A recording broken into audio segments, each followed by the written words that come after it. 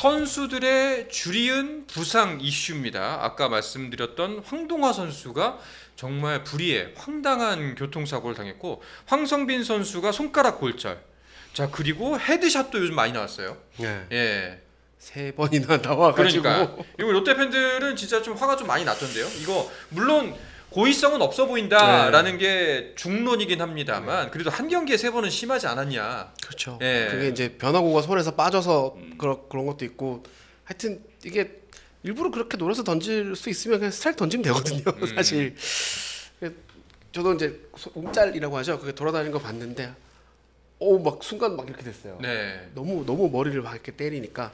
그나마 이호준 선수도 그렇고 뭐 크게 큰 부상은 아니라니 다행이긴 한데, 사실 머리가 굉장히 민감한 부분이잖아요. 아, 그렇죠. 네, 네. 그래서 그리고 롯데 팬들은 불과 며칠 전에 얼마 지나지 않은 전민재라는 그렇죠.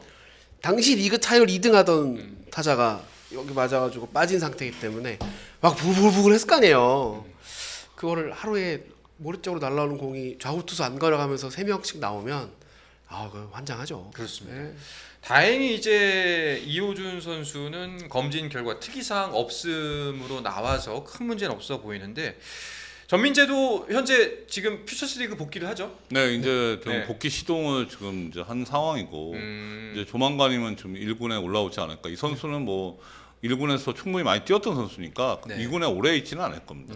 일단 근데 머리 쪽 부상이기 때문에, 머리 쪽 공이었기 때문에 이게 트라우마 같은 게 생길 수도 있어서 이제 그 부분은 좀 그게 아마, 걱정이죠. 좀 지켜봐야 네. 될 것 같고. 자, 그리고 아까 앞서 말씀드렸지, 황성빈이 손가락 골절, 그리고 반즈도 근육 부상, 네. 회전 근개, 네, 네. 네, 어깨 쪽이죠. 네, 네, 네. 네. 반즈는 다시 롯데 유니폼을 안 입을 수도 있겠다. 네. 라는 생각. 회복만 8주기 때문에. 회복만. 예. 그러면 회복하고 다시 던지기 시작하면 그냥 어영부영 9주 10주 가거든요. 네. 그래서 그렇죠. 롯데에서는 뭐 확답은 하지 않았지만 일단 부상 대체 선수를 알아보고는 있다까지가 오피셜 멘트였고, 알아보고는 있다가 아니라 무조건 알아봐야 한다가 네, 아니에요. 그러니까 어차피 네. 리스트업은 돼 있으니까 이게 이제 대체가 아니고 교체일 수 있는 네, 거죠. 대체가 그걸 아니라 이제 교체일 수 아예 있다. 바꾸는 것도 네. 생각을 하고 있는 것 같아요. 네, 네.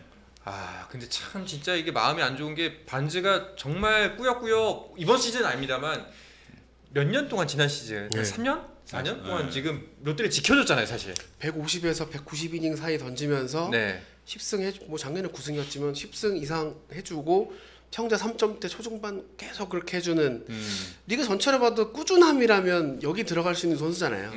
그렇다 보니까 올 시즌 부진이 더 이제 거꾸로 안타까울 수밖에 없는데, 아프다는데 뭐 어떻게 했어요. 네. 아프면 돌이 없습니다. 그 어떤 투수라도.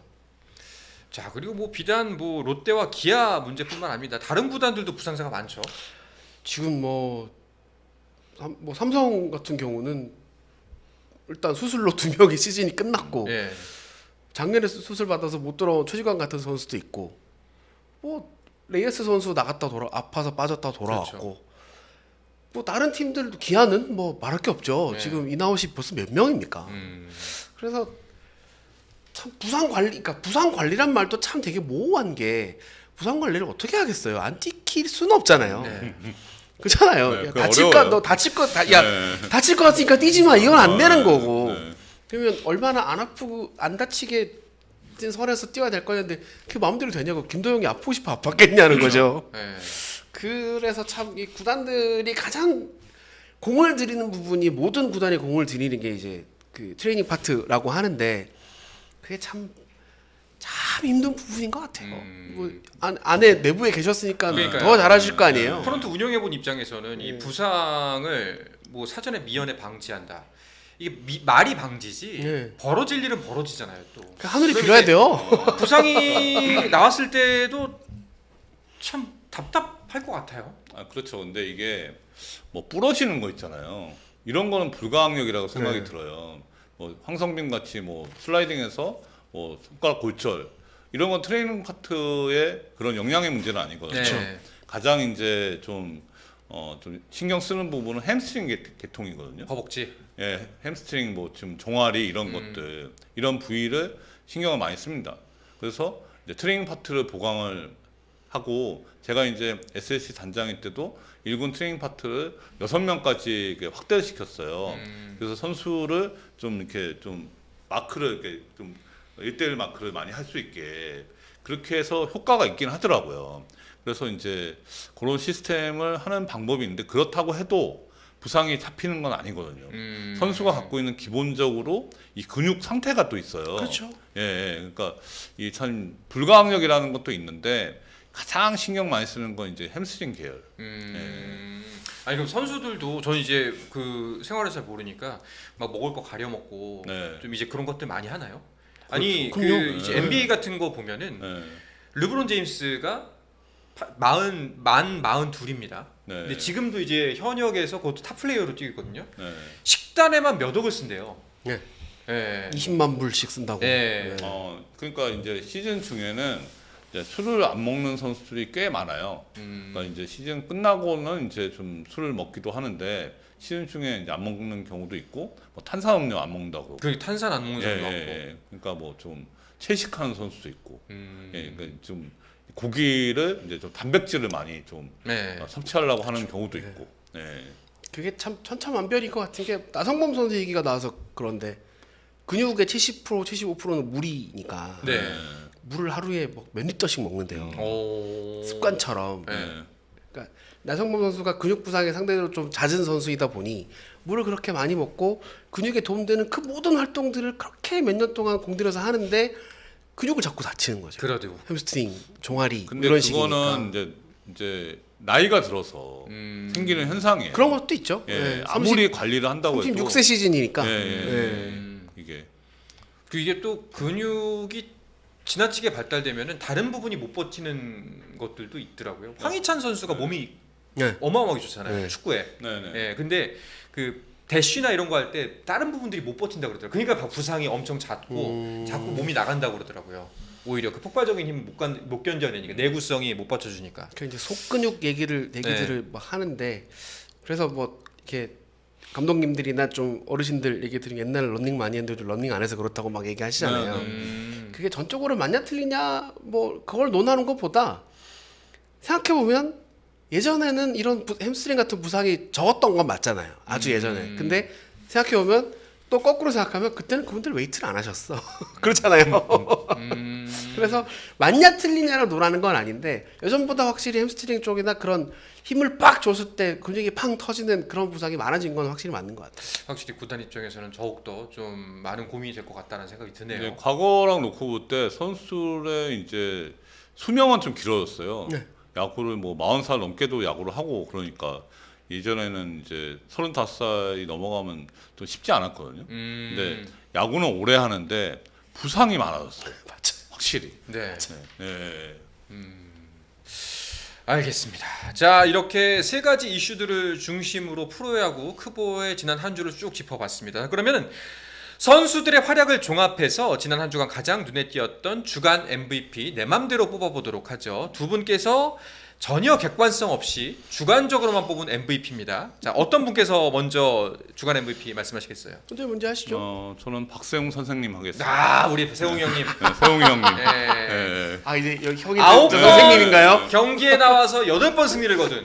제가 이게 네. 하도 많이 들으니까 네. 이 세뇌가 됐어요. 그렇죠. 네, 그래서 이제 박세웅 선생님 해야겠다. 야구 잘하면 선생님이지 뭐. 네, 그렇죠. 네.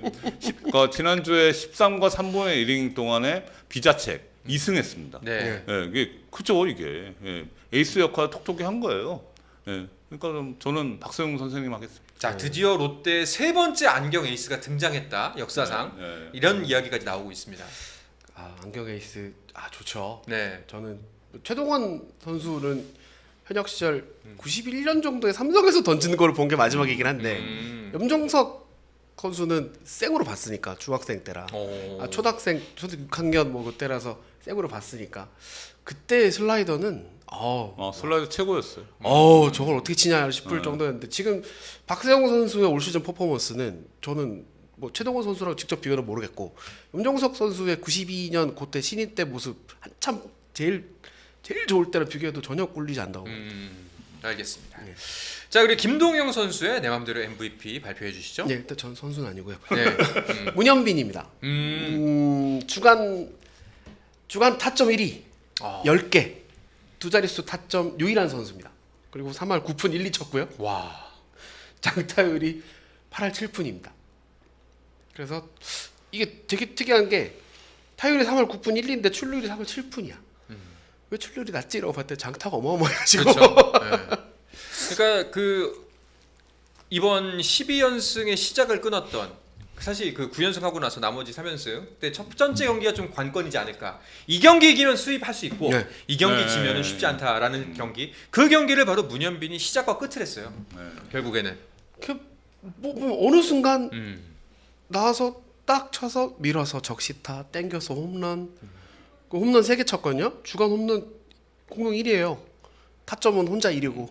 그러면 한화의 12연승에 뭐 이런 타점이 얘기하면 뭐 투승 타타라고 하시는 분들도 있겠지만 어쨌든 타점을 만들어야 팀이 점수를 올리는 거니까 굉장히 중요한 부분을 차지하는 거거든요. 그렇죠. 그걸 근데 문현빈 선수라는 노시환도 아니고 다른 누군가도 아니고 문현빈 선수가 딱 해주면서 팀이 쭈르륵 나가니까 김경문 감독님께 여쭤봤어요. 문현빈 선수가 작년하고 뭐가 다른가요? 라고 여쭤봤더니 작년에 내가 중간에 와서 다 속속들이 파악을 못한 것 같다. 마무리 캠프 때 보니까 정말 좋은 선수더라. 거기서 게임 끝났죠. 뭐 감독의 신뢰를 얻었다는 얘기니까. 문의 남자 네. 문현빈. 네. 네. 문의 남자 문현빈이 김동영 기자가 뽑은 2주의 선수로 선정을 했습니다. 스포츠 플러스 한정의 문